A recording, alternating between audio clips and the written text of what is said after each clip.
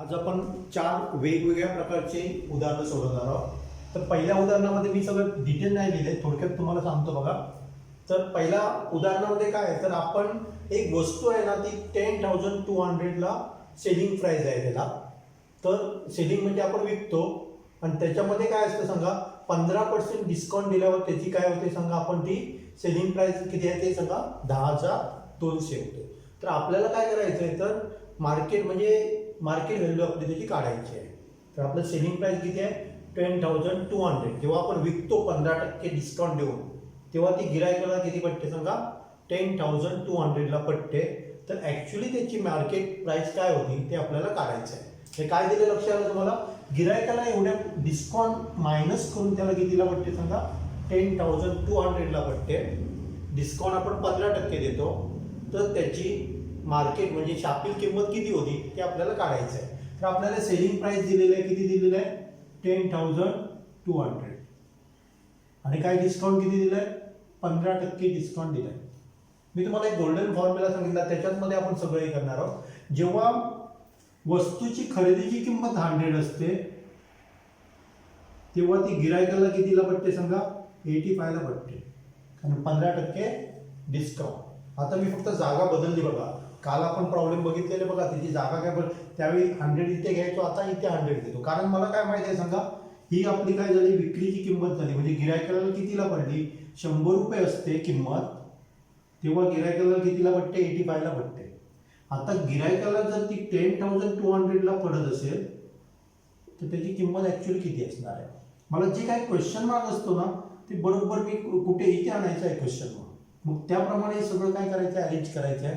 अशा प्रकारे जर तुमच्या डोक्यामध्ये फिट बसलं, तर कुठलंही उदाहरण तुम्ही काय करू शकाल, इझिली करू शकाल. इथे परत एकदा सांगतो बघा, 100 रुपयाची वस्तू जर माझ्याकडे असेल, तर 15% मी काय देतो, डिस्काउंट देतो. म्हणजे ती कितीला पडते, कस्टमरला 85ला पडते. आता कितीला पडते ते आपल्याला माहीत आहे, मग त्याची व्हॅल्यू किती असणार आहे, ॲक्च्युअल व्हॅल्यू मार्केट प्राइस म्हणजे शापिंग किंमत किती असणार ते आपल्याला काढायचं आहे. मग आपण रेग्युलर करतो तसंच मी काय करतो बघा, क्रॉस मल्टिप्लिकेशन करतो, इंटू 100 डिवायडेड बाय 85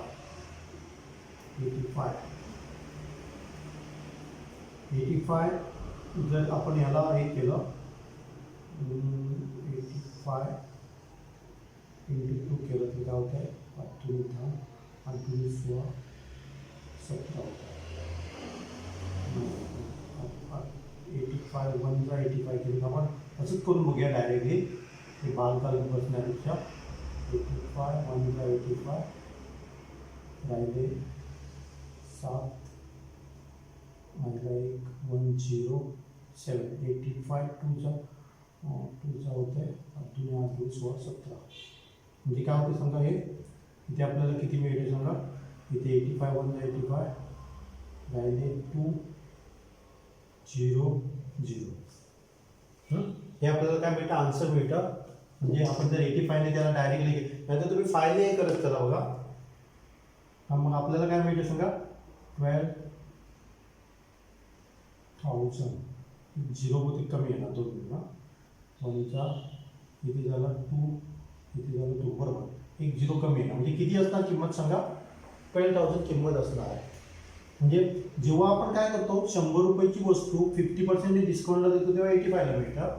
आणि जर 12,000ची वस्तू जर 50% दिली, डिस्काउंट दिली, तर काय होणार आहे, 10,200ला त्याला पडणार. हे अशा प्रकारे मी काढायचे. त्या दिवस आपण बघतो 100 इथे लिहित होतो, 100 कुठे लिहायचे ते आपल्याला पटकन समजलं तर डेफिनेटली तुम्हाला काय होणार आहे, समजणार. परत एकदा लक्षात घ्या, आपलं सेलिंग प्राइस म्हणजे विक्रीची कस्टमरला कितीला पडते, 10,200ला. त्याच्यामध्ये आपण डिस्काउंट दिलेलं आहे 15% ऑलरेडी, तेव्हा ती 10,200ला पडते. तर त्याची ॲक्च्युअली किंमत किती होती ती आपल्याला काय होती, काढायची होती. तर मी काय केलं, लक्षात आलं असेल तुमच्या. तर दुसरा प्रॉब्लेम आपला कसा आहे, तर दुसऱ्या प्रकारचा घेतो मी. तर एक वस्तू 10% डिस्काउंट दिलं जातं, त्याच्यावर एका वस्तूवर 10% काय केलं जातं, डिस्काउंट दिलं जातं. जेव्हा डिस्काउंट दिलं जातं तेव्हा मला डिस्काउंट किती मिळतं, तर 50 रुपये डिस्काउंट मला मिळतं. तर ती मला कितीला पडली, वस्तू कितीला पडली ते मला काढायचं आहे. तर मी काय करतो बघा, जेव्हा मी 100 रुपयाच्या वस्तूवर 10% डिस्काउंट देतो, म्हणजे ती वस्तू मला कितीला पडते सांगा, 90ला पडते. तिन्ही लक्षात घ्या, 100 रुपयाची वस्तू मी जेव्हा 10% डिस्काउंट मला मिळतं तेव्हा ती कितीला पडते, 90 रुपयाला पडते. म्हणजे जेव्हा 10 रुपये डिस्काउंट मिळतं तेव्हा ती मला 90 रुपयाला पडत असेल, तर 50 रुपये डिस्काउंट असतं तेव्हा कितीला पडणार. एकदम एकदम इझी आहे बघा, डोक्यामध्ये परफेक्ट समजून घ्या की 100 रुपये जेव्हा हे असते किंमत असते तेव्हा मला जर 10% डिस्काउंट मिळत, 10% डिस्काउंट मिळत असेल तर ती ॲक्च्युली मला कितीला पडलेली असते, 90ला पडलेली असते. म्हणजे 10 रुपये डिस्काउंट असताना त्याची किंमत किती असते, मला पडते कितीला, 90ला पडते. तर 50 डिस्काउंट असताना मला कितीला पडणार आहे. बरोबर मी क्वेश्चन मग कुठे पाहिजे तो अरेंज केला बघा. मग आपल्याला काय होते सांगा, 50 × 90 डिवायडेड बाय 10 किती आले बघा, 450. म्हणजे त्याची किंमत किती असणार आहे, डिस्काउंट त्याने 50 रुपये दिलं म्हणजे 500 रुपये त्याची किंमत असणार आहे. 500 वर 10% डिस्काउंट म्हणजे किती आहे, तर 50 आहे. तर बरोबर आहे बघा. म्हणजे आपल्याला कितीला पडली ती ॲक्च्युली 450 रुपयाला पडली. आणि हा आपली काय झालं, दुसऱ्या प्रकारचा एक झाला.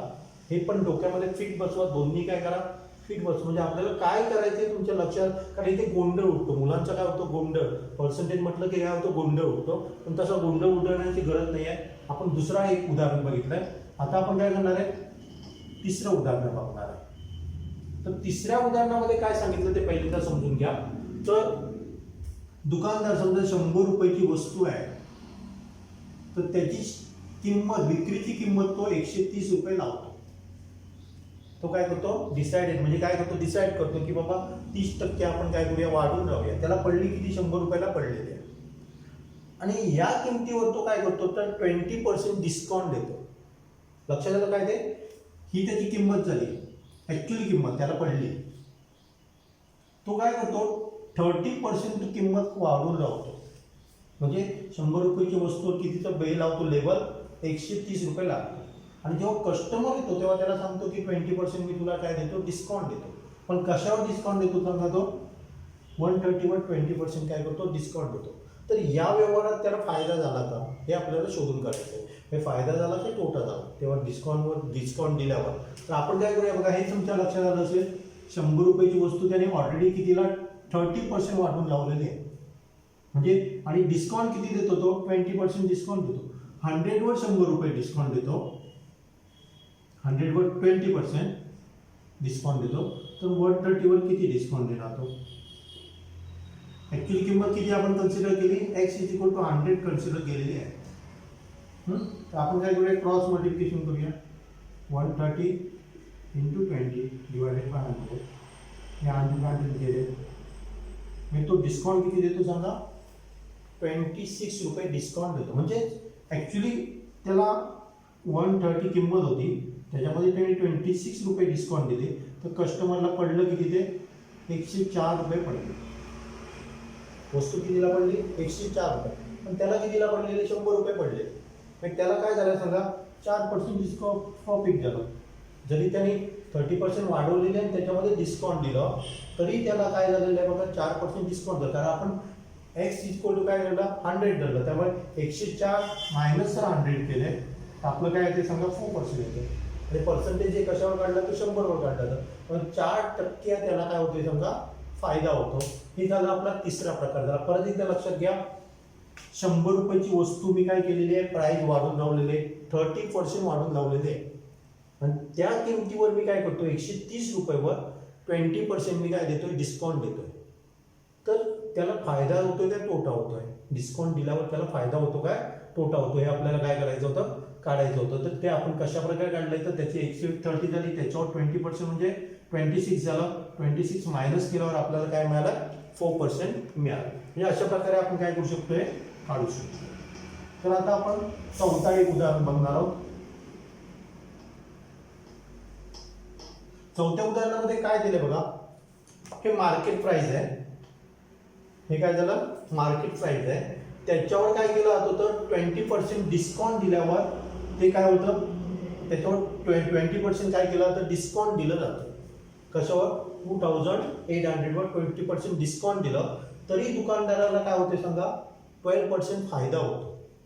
प्रॉब्लेम लक्षात घ्या बघा, एक वस्तू जेव्हा दुकानदार 2800 ला विकतो विथ 20% डिस्काउंट, तरी त्याला किती फायदा होतो सांगा, 12% फायदा होतो. तर आपल्याला काय करायचं आहे, तर त्याची शापिल किंमत काढायची आहे. तर आपल्याला त्याची काय करायची आहे, शापिल किंमत काढायची आहे. आता मार्केट प्राइस किती आहे बघा त्याची, 2800 आहे. म्हणजे मार्केट प्राइस म्हणण्यापेक्षा विक्रीची म्हणजे शापिल किंमत म्हणूया त्याला. तर किती आहे, 2800. आणि आपण काय म्हटलं तर 20% डिस्काउंट देतो, 100 वर 20% डिस्काउंट. तर 2800 वर किती डिस्काउंट, तर आपण काय करणार आहे, 2800 divided by 20 divided by into 20 divided by 100. म्हणजे काय झालं बघा, 2856. म्हणजे 560 रुपये काय देतो आपण, डिस्काउंट देतो. आणि जेव्हा डिस्काउंट आपण वजा करतो, मायनस करतो, सबट्रॅक्ट करतो 560, तेव्हा आपल्याला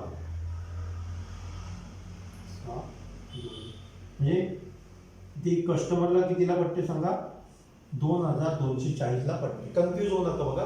तर आपण काय केलंय, ही शापिल किंमत आहे त्याच्यावर 2800चा आपण लेबल लावलेला आहे.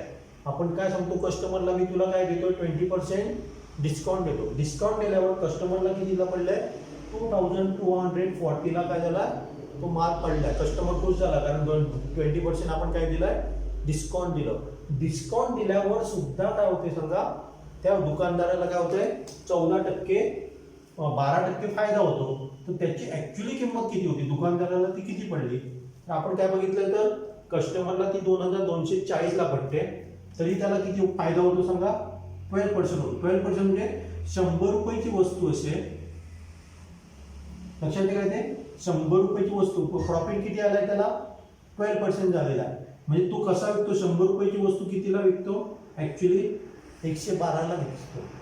म्हणजे 100 रुपये त्याला पडलेलं असेल तर कितीला विकतो, तो 112 ला विकतो. तर 2240 ची वस्तू त्याला कितीला पडलेली असणार. परत आपला गोल्डन फॉर्म्युला, पण कुठे 100 न्यायचे ते आपल्याला समजायला पाहिजे आपण.